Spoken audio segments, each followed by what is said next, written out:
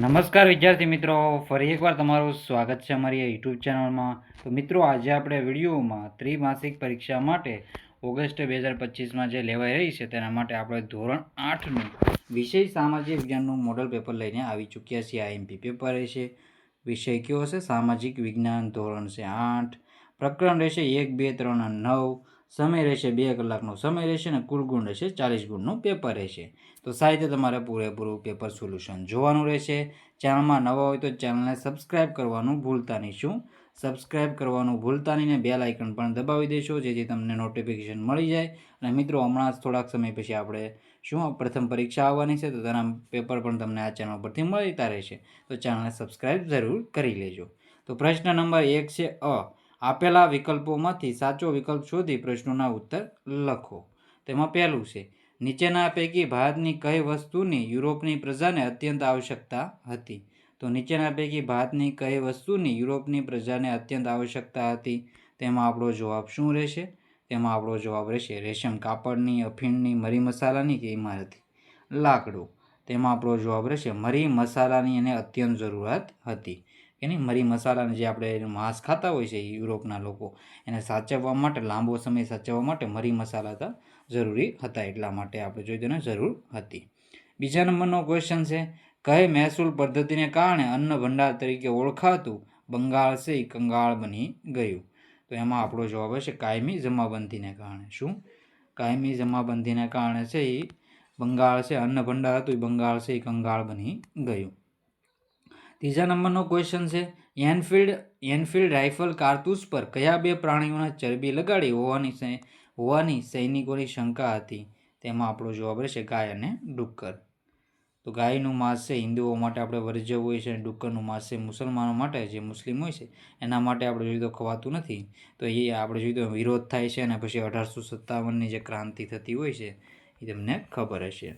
પ્રથમ સ્વાતંત્ર્ય સંગ્રામ છે આપણો, એ પણ તમારે યાદ રાખવાનું રહેશે. ચોથા નંબરનો ક્વેશ્ચન છે, હવા, પાણી, જમીન, ખનિજો અને ઉર્જા સ્ત્રોતો વગેરે કયા પ્રકારના સંસાધનો છે? કુદરતી, માનવસર્જિત, વિરલ કે એકલ? તો આ બધા કુદરતી કહી શકાય. પછી છે, રાસાયણિક ખાતરોનો વપરાશ લાંબા ગાળે જમીનની ગુણવત્તા વધારે છે, જમીનની ભેજ સંગ્રહ શક્તિ એવું કાંઈ કરતું નથી. એમાં આપણો જવાબ છે જમીનની ગુણવત્તા ઘટાડે છે. આમાં આપણો જવાબ રહેશે જમીનની ગુણવત્તા ઘટાડે છે. તો આ તમારે યાદ રાખવાનું રહેશે. પછી છે પ્રશ્ન નંબર 1 બ. યોગ્ય શબ્દો વડે નીચેના વિધાનોની ખાલી જગ્યાઓ પૂરો.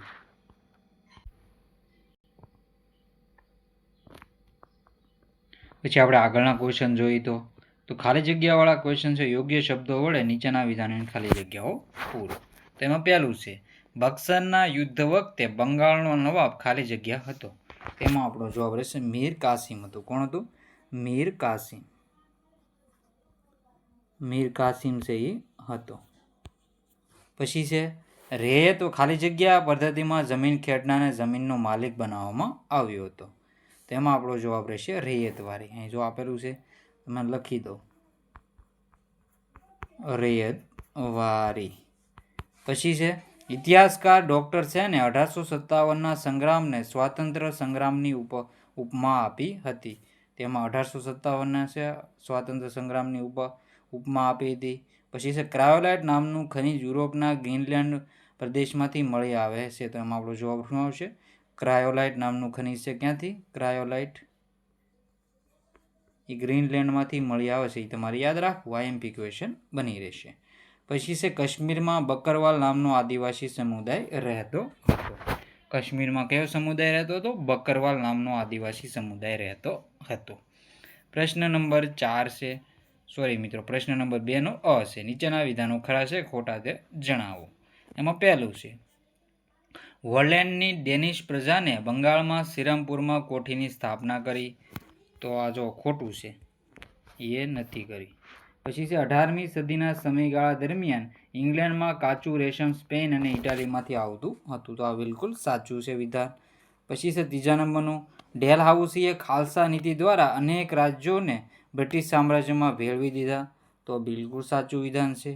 પછી ચોથા નંબરનું છે, ઘરમાંથી નીકળતા વપરાયેલ પાણીની કિચન ગાર્ડન કરી શાકભાજી ઉગાડી શકાય છે? તો સાચું છે, આ વિધાન સાચું છે. 3 વિધાન સાચા છે, બાકી એક વિધાન ખોટું છે, એનો પણ નોંધ તમારે રાખવી. આગળના ક્વેશ્ચન છે બંધ બેસતા જોડકા જોડો. વિભાગ અ છે અને ઉત્તરે આપ દીધેલો છે અને વિભાગ ક છે.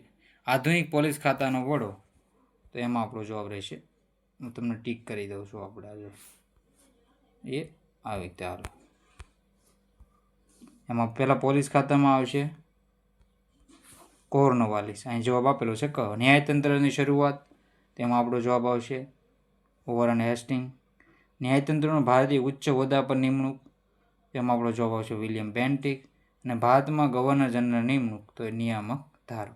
તો આવી રીતે તમારે જોડી લેવાનું છે, નીચે તમને જવાબ પણ મળી જશે, સાહેબ તમે જવાબ પણ જોઈ શકશો. પછી છે નીચેના પ્રશ્નોના ઉત્તર 1-2 વાક્યમાં તમારે લખવાના રહેશે. પહેલું છે નવજાગૃતિ એટલે શું? તો ઈસુની 15મી સદીમાં યુરોપમાં થયેલા નોંધપાત્ર સામાજિક અને ધાર્મિક પરિવર્તનો નવજાગૃતિ કહેવામાં આવે છે. મહાલવારી પદ્ધતિ ક્યારે અને કોણે દાખલ કરી હતી? તો મહાલવારી પદ્ધતિ 1822માં વોલ્ટ મેકેન્જી નામના અંગ્રેજી અધિકારીએ દાખલ કરી હતી. પછી છે ત્રીજા નંબરનું, ભારતીય પ્રત્યે અંગ્રેજોની માનસિકતા કેવી હતી? ભારતીય ગંદા, રોગિષ્ટ અને નિમ્ન કોટીના છે. ગોરા લોકો તેમના પર શાસન કરવા માટે જ આવ્યા છે, એવી માનસિકતા હતી. વન્યજીવમાં કોનો સમાવેશ થાય છે? બિરસા મુંડાનો જન્મ ક્યારે થયો હતો? તેના માતા પિતાનું નામ શા માટે શા હતા? તેનો જવાબ જોઈ લો. 15 નવેમ્બર 1875માં જન્મ થયો હતો અને માતાનું નામ કરમી મુંડા અને પિતાનું નામ સુગમા મુંડા હતું. વન્યજીવમાં વિવિધ પ્રાણીઓમાં પશુ પક્ષીઓ અને કીટકોનો સમાવેશ થતો. તો આવી રીતે તમારે જવાબ સાહિત્ય ઠીક કરી લેવો. બાકીના ક્વેશ્ચનો છે, નીચેના પ્રશ્નો ટૂંકમાં ઉત્તર લખવાના છે. પલાસીનું યુદ્ધ ઐતિહાસિક દ્રષ્ટિએ મહત્વનું છે, કારણ આપી સમજાવો. પછી યુરોપીય દેશોમાં ભારતીય ઘડીની માંગ કેમ વધવા લાગી? તો આ તમે છે ને જવાબ છે સાહિત્ય પોઝ કરીને વાંચી લો, એટલે કે એમને ચોંટાડી દેજો અને પછી તમે સ્ક્રીનશોટ પણ લઈ શકો અને વાંચી શકો, પુસ્તકમાંથી પણ તમને મળી જશે.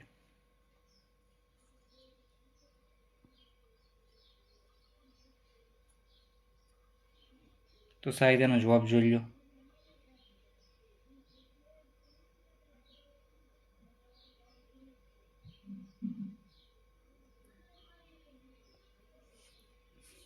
પછી આપણે આગળના ક્વેશ્ચન જોઈ લઈએ. હવે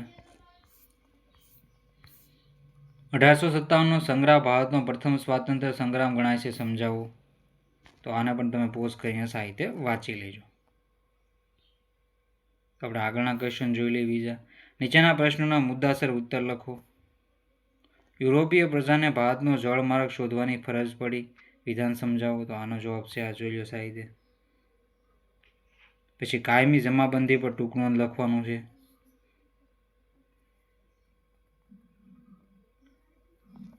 આગળના ક્વેશ્ચન છે પણ સાહિત્ય તમારે જવાબ જોઈ લો, ટીક કરી લેવા. તો મિત્રો આ હતું આપણું ધોરણ 8નું મિત્રો સામાજિક વિજ્ઞાનનું પેપર, સાહિત્ય તમારું સોલ્યુશન કરી લેવું. તો મિત્રો વિડીયોને એન્ડ કરીએ છીએ. જય હિન્દ, જય ભારત.